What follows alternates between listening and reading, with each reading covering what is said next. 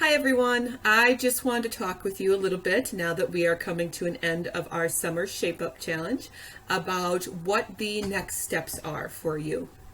Um, I think that you all know that I do one-on-one online personal training, and so if you've signed up for that, I'm really looking forward to that, and that'll be a great fun way to continue the workouts that we've been doing.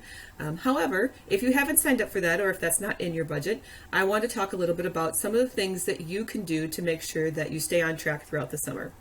Summer is it's a great time, especially if you're here where it's cold in the winter. You know, it's really easy to get off track and get sidetracked because there's so many fun things to do during the summer, and that include a lot of eating and a lot of drinking sometimes and whatnot. And so sometimes we can get a little off track. So what should a fit girl do? Let's go through those steps. So the first one that you'll see is make a plan. And just like I've provided you with a plan, you need to create a plan for yourself. This doesn't need to be fancy. You can go literally buy or print off a calendar, and you can just write in, you're going to do strength these days, you're going to do a cardio workout these days. You can keep it flexible if that's how you like it, or you can get detailed and say, I'm going to do, XYZ these days, and I'm going to do interval training these days. It's up to you how do you want to do it. And if you would like some advice on that, please let me know. I'm happy to help. And like I said, it doesn't need to be really fancy. If you need to put down times to make it as an appointment for yourself, I do encourage that. I actually am a little more flexible on my times since it depends. I have to work it in between my clients. But I am pretty firm about what I do every day. Like, for example, I knew I was going to go to yoga today, and a little bit later I'm going to go for a swim. Tomorrow is a strength day, followed by a really quick interval workout post-strength. So I'm pretty specific in that way, but again, you need to find out and do what works for you. And I find that just simply seeing it all laid out for the week really helps my adherence and helps me want to check off when those are done.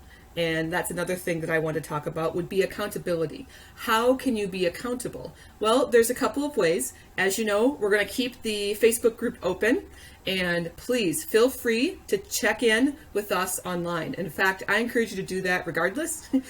Just having that feedback and that motivation, I know I've found it to be incredibly inspiring and motivating, and I think you guys have too. So you can certainly feel free to use our group as your accountability partner. If you're a little more private and you haven't been as active, that's okay too. Find someone in your life that you can be accountable to. I might suggest it's not your spouse for various reasons, unless you guys are really good about that. But it doesn't really matter. It could be a friend that you could reach out to.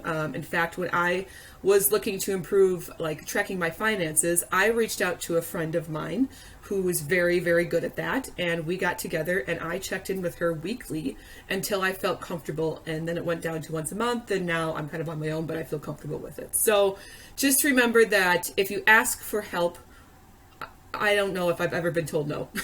When you go to somebody and say, I really could use your help with this, people really do want to help, including me. So if you need my help, that's awesome. And remember, if you want to use those weekly check-ins that I have online, that's going to stay up on my blog. So I'm totally cool getting them, and I will respond. So if that's a mode that you want to go, that's cool too. Number 3 is, we kind of talked about number 3. So number 1 was make a plan. Number 2 is be accountable. And number 3 was to actually check in. However you want to do it, whether it's an X over that day that you did it, whether it's putting on a Facebook post, or whether it's getting the support of a friend. Any of those ways are great, but make sure you check in some fashion. I do encourage you to consider looking back on your weeks, and kind of noting and seeing how you're doing, how you're feeling, how your energy is. That can indicate a lot of maybe what you should do for the following week. For example, last week I was a little draggy. I was kind of tired. It happened to be my time of month, but regardless, it also indicated, but once I looked back at that, I realized, I haven't had a recovery week in a while. So I'm planning and putting that into my schedule. So those are little things you may want to look at. And again, if you need help with that, if you're like, Lori, I've been feeling this way, what does that mean? Please let me know. I'm happy to help. All right. Number 4, meal prep.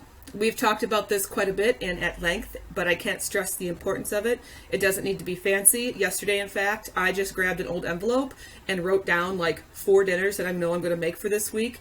And so that when I went grocery shopping today, I knew what I needed to get, and I looked in my cupboards before that, so on and so forth. So just try to find a way that works for you. It really, really will help, and it makes you feel a little bit in control. In our lives, when we don't have a lot of control over a lot of things, this is one thing that you actually can have a little bit of control over.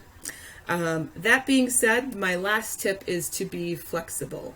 You know, it is summer, things happen. People might call you up and ask you to go out for lunch, go out for dinners, you have parties, you have barbecues.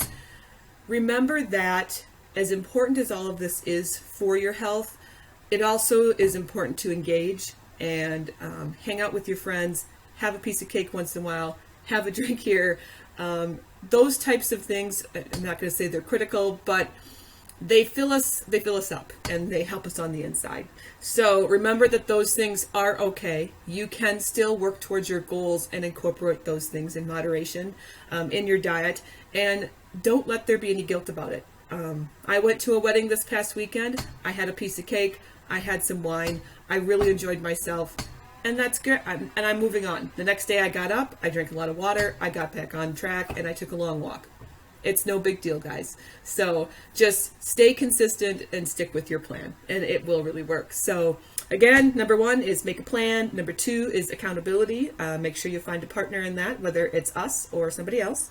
Number 3 is your check-ins. Make sure you check in. Number 4 is your meal prepping time. And number 5 is be flexible. All right, that's all, guys. If you have any questions, you know where to find me, and I hope you have an awesome summer.